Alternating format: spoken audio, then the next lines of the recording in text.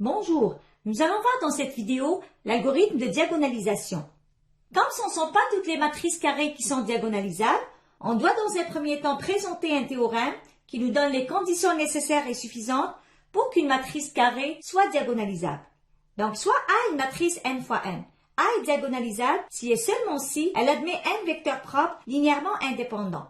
Plus précisément, on a A égale à P dP moins 1, où D est une matrice diagonale si et seulement si les colonnes de P sont n vecteurs propres linéairement indépendants de A. Dans ce cas, les coefficients diagonaux de D sont les valeurs propres de A associées respectivement aux colonnes de P. À partir de ce théorème, on peut conclure que A est diagonalisable si seulement si elle admet suffisamment de vecteurs propres pour former une base de Rn. Présentons maintenant l'algorithme de diagonalisation. Soit A est une matrice n fois n diagonalisable. Pour diagonaliser la matrice A, on procède comme suit. 1. On détermine le polynôme caractéristique PA lambda étant égal au déterminant de A moins lambda I. I ici désigne la matrice identité. 2. On trouve les racines de PA lambda, c'est-à-dire les valeurs propres de la matrice A. 3. On détermine les bases des espaces propres E lambda. 4. On construit la matrice inversible P à partir des vecteurs de base de tous les espaces propres. Et 5. On construit la matrice diagonale D à partir des valeurs propres de A. Prenons à présent l'exemple suivant. Donc, on voudrait diagonaliser, si possible, la matrice donnée par A. On voit bien qu'on a une matrice 3 par 3. Donc, dans un premier temps, on a le polynôme caractéristique de A.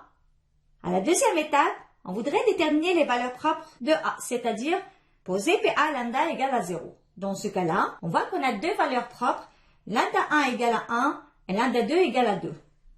À la troisième étape, on voudrait déterminer les bases des espaces propres. Pour cela, on doit d'abord obtenir les vecteurs propres associés aux valeurs propres lambda égale à 1 et lambda égale à 2. Commençons par considérer le cas où lambda égale à 1. Ceci revient en fait à résoudre l'équation homogène suivante. Cette équation est équivalente à un système qu'on va noter par 1. En effectuant des opérations élémentaires sur les lignes, le système 1 est équivalent à un système qu'on va noter par 2. Du système 2, on a les équations suivantes.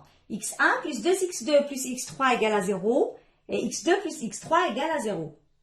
Ainsi, on peut isoler x1 qui est égal à moins 2x2 moins x3 et x2 qui est égal à moins x3. En remplaçant x2 dans la première équation, on obtient x1 égale à x3, x2 égale à moins x3. Ainsi, le triplet x1, x2, x3 étant égal à x3 multiplié par le vecteur 1, moins 1, 1.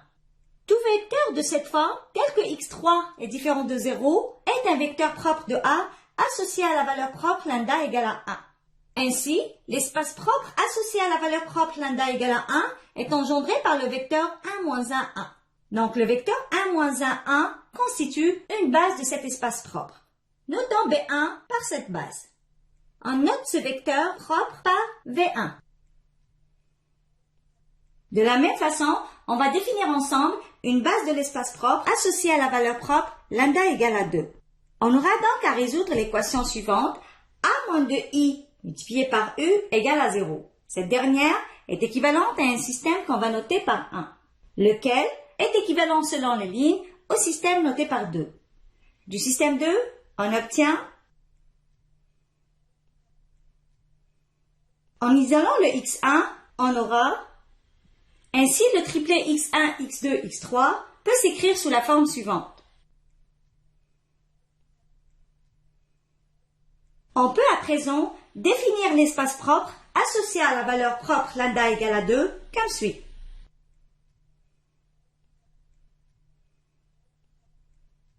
On voit bien que les vecteurs moins 1, 1, 0 et moins 1, 0, 1 engendrent l'espace propre associé à la valeur propre lambda égale à 2. Il est aussi clair que ces vecteurs sont linéairement indépendants. Donc, ils constituent une base de l'espace propre associé à la valeur propre lambda égale à 2. On aura ainsi la base qu'on va noter par B2. On voit bien qu'on a obtenu une base B2 de l'espace propre associée à la valeur propre lambda égale à 2, constituée des deux vecteurs qu'on note respectivement par V2 et V3. On remarque que le nombre total de vecteurs des bases des espaces propres est égal à 3, ce qui coïncide avec la taille de la matrice. Ainsi, on va rassembler ces vecteurs propres, c'est-à-dire V1, V2 et V3, dans la matrice P. On aura ainsi P étant constitué des trois vecteurs V1, V2, V3. Il est important de noter que l'ordre des vecteurs n'a pas d'importance. Passons maintenant à la construction de la matrice D. Donc on voit bien que la matrice D est diagonale, ayant des éléments diagonaux, les valeurs propres de la matrice A. Ici, il est essentiel que l'ordre des valeurs propres correspond à celui choisi pour les colonnes de P. Finalement, n'oublions pas de vérifier que AP étant égal à PD. À l'exemple 2, on voudrait diagonaliser si possible la matrice A. Donc, dans un premier temps, on définit le polynôme caractéristique PA de lambda comme étant égal à 2 moins lambda au carré. Par la suite, on trouve les valeurs propres, c'est-à-dire on pose PA de lambda égale à 0. On obtient ainsi lambda égale à 2 comme étant la valeur propre de la matrice A. À la troisième étape, on voudrait déterminer les bases des espaces propres associés à la valeur propre lambda égale à 2. Donc, on aura à résoudre l'équation A moins 2IU égale à 0. Cette dernière est équivalente au système suivant. À partir de ce dernier, on a l'équation x1 égale à 0. Ainsi, x1, x2 s'écrit comme étant x2 multiplié par le vecteur 0, 1. On peut à présent définir l'espace propre associé à la valeur propre lambda égale à 2. Donc, on voit bien que le vecteur 0, 1 engendre l'espace propre associé à la valeur propre lambda égale à 2. Comme c'est un vecteur non nul, donc il constitue une base de cet espace propre. On voit bien que la taille de la matrice A étant égale à 2 et le nombre d'éléments dans la base trouvée est égal à 1. Donc, il est impossible d'avoir une base de R2. Ainsi, la matrice donnée par A est non diagonalisable. En résumé, nous avons vu l'algorithme de diagonalisation. On a vu quelles étaient les 5 étapes principales pour diagonaliser une matrice carrée.